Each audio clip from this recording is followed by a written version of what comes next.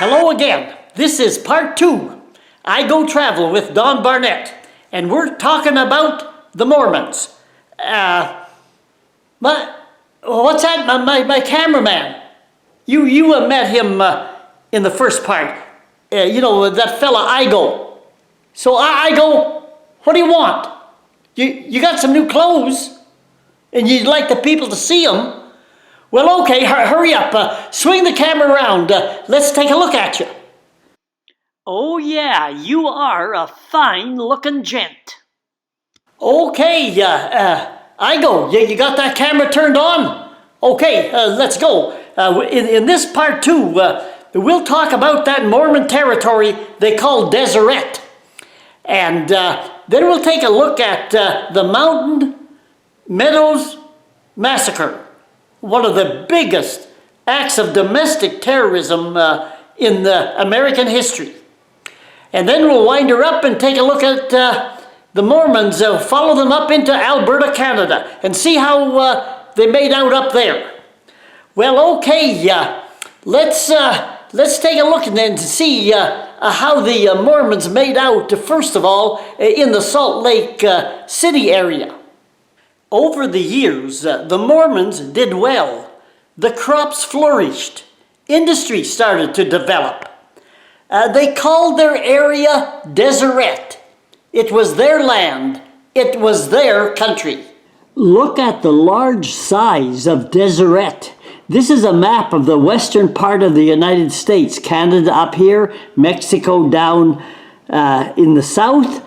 And the black line is Deseret. Let's start at San Diego, along the Mexican border, across to Tucson, across Arizona, and half of the state of New Mexico to Las Cruces, near El Paso, Texas. And then the line went north through Albuquerque and Santa Fe into Colorado, Denver, as far north as Casper, Wyoming. And then it went across westward to places like Idaho Falls, Boise, Idaho. And then the border of Deseret swung south, Carson City in Northern California, down into the middle part of California to encompass Los Angeles and San Diego. Deseret is a word that means honeybee, an insect that symbolized the values of hard work, productivity, and self-reliance.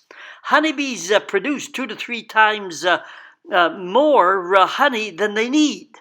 They work quickly, and they work together in a cooperative manner.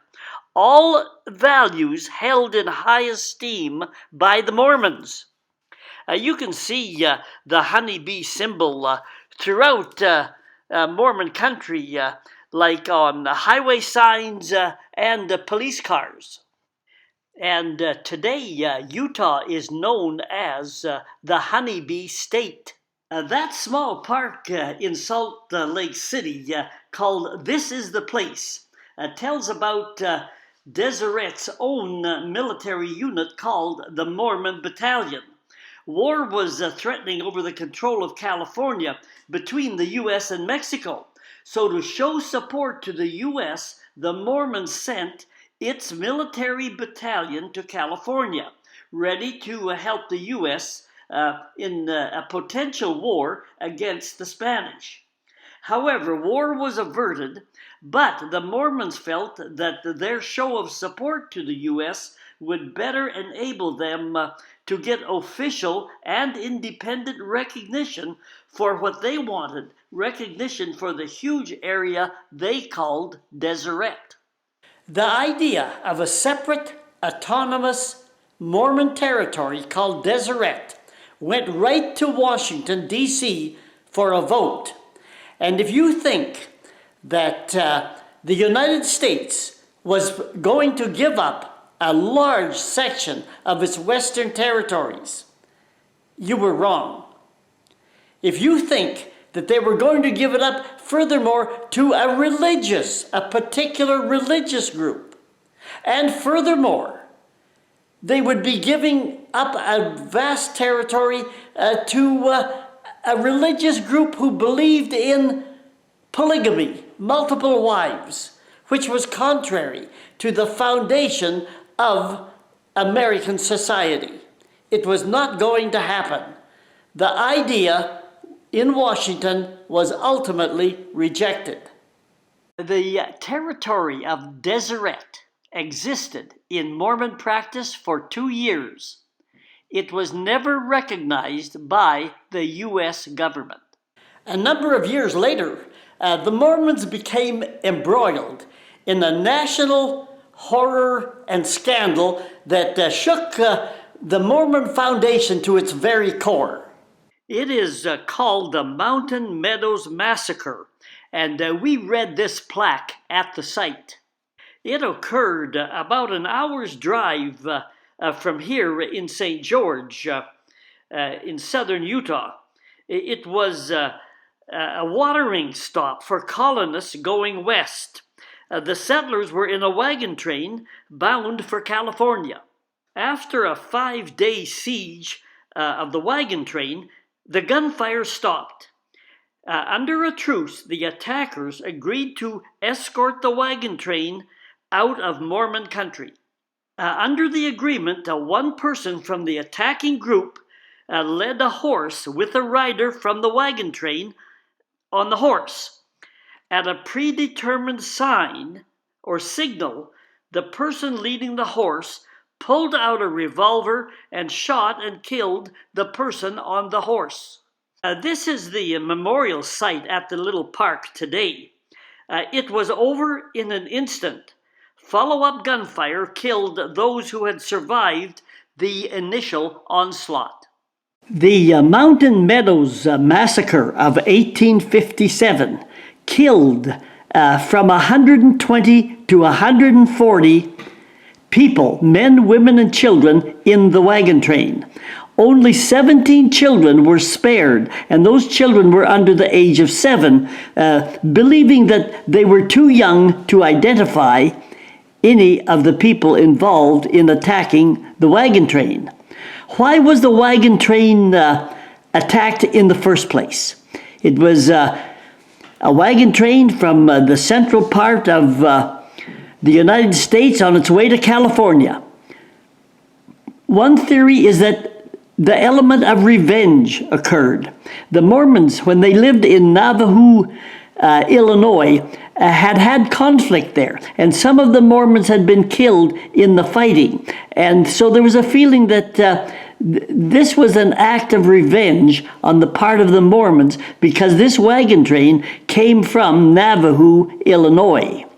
Another theory is that the Mormons were extremely threatened by non-Mormons, settlers coming into their land, into their territory.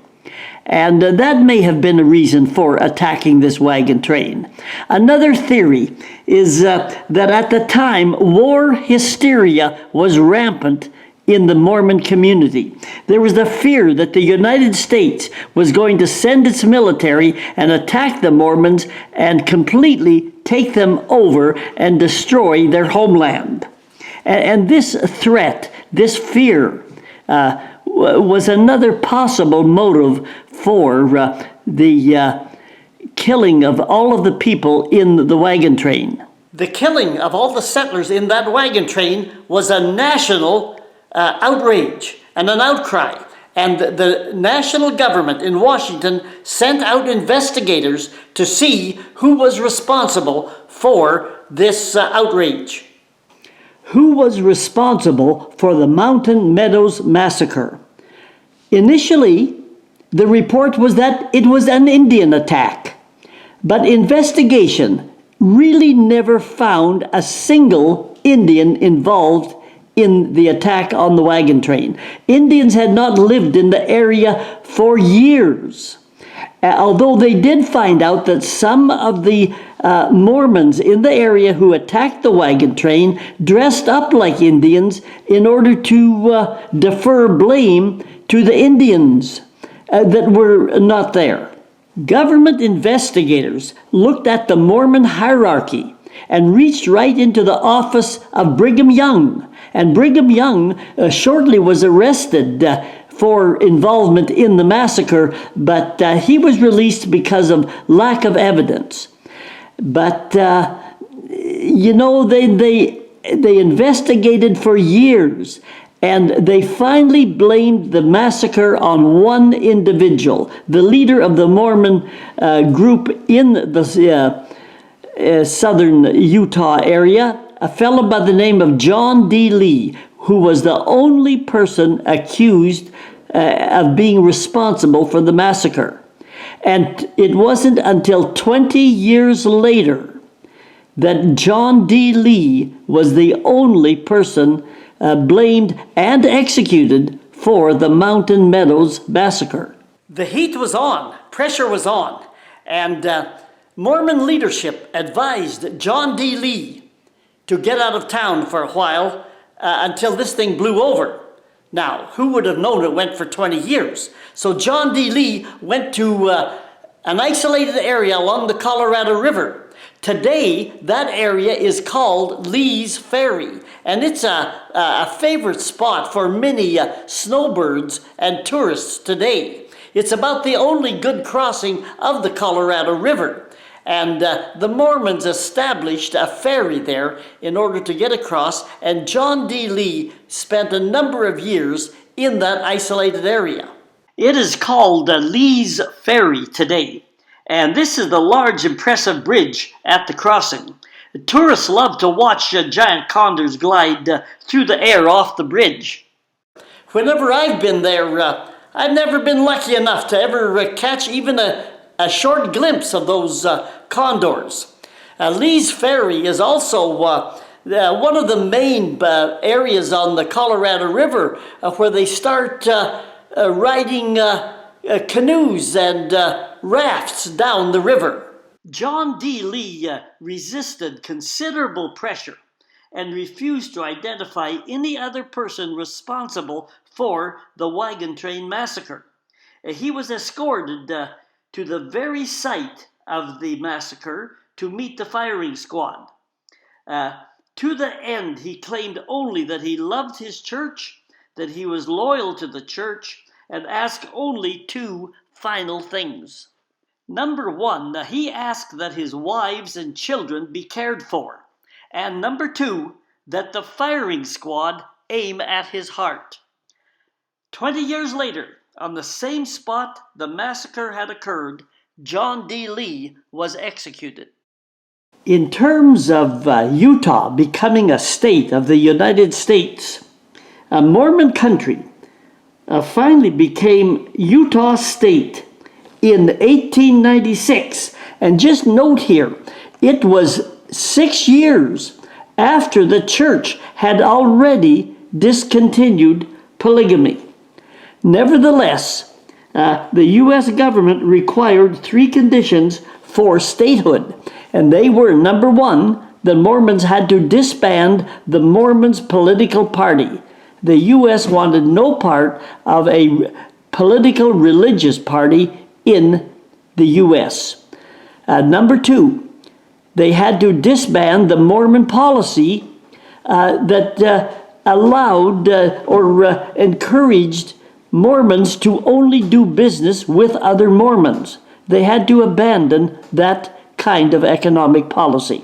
And number three, of course, a continuation of the policy already practiced by the church, and that was discontinuation of polygamy. We are going to follow the Mormons up into Canada, into southern Alberta. So I go, where are you? Oh, okay, I see you. Okay, I go, throw that fishing pole away and grab your camera. We are heading for southern Alberta. This is the Mormon temple in Cardston, Alberta.